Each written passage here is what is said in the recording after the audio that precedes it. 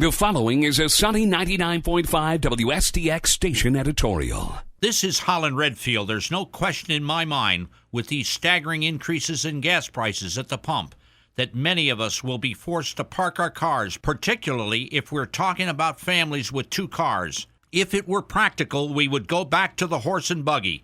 But one cannot afford that because the alternative source of fuel is being used to produce ethanol.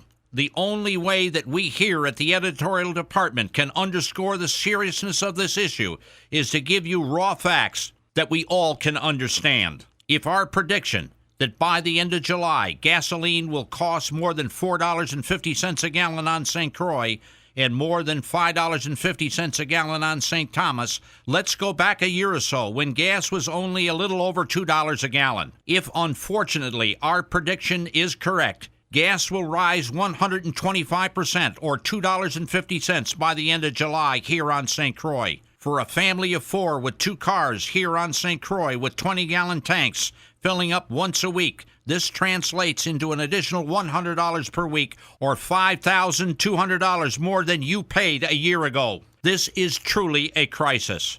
There has never been a time in the last 30 years that this catastrophe could be compared to. It is bad enough if we were only dealing with the increase in gasoline, but this is being compounded by more than a 70% increase in our WAPA bills. And on top of that, a 50% increase in food cost. Where do we go from here?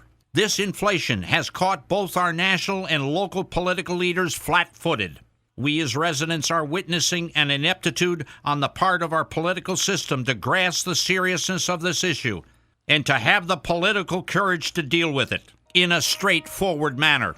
To really move forward to attempt to solve this issue, our political leaders are going to have to put their political differences aside, think outside of the box, and put their political careers on the line, because all the electorate wants is truthfulness, creativity, and the political courage to move forward. It is essential that if we are to succeed, expectations must be realistic. The public must be brought into these issues as equal stakeholders with opinions that are valued. If our political leaders are unable to accomplish this, we are ultimately doomed to fail. While this process unfolds, we call on licensing and consumer affairs to vigorously continue their biweekly market surveys on the price of gasoline throughout the territory, and that they disseminate this information to the electronic and print media to alert the consumer to where gasoline can be purchased at the lowest price. We again call on the legislature to move forward to cut the gross receipts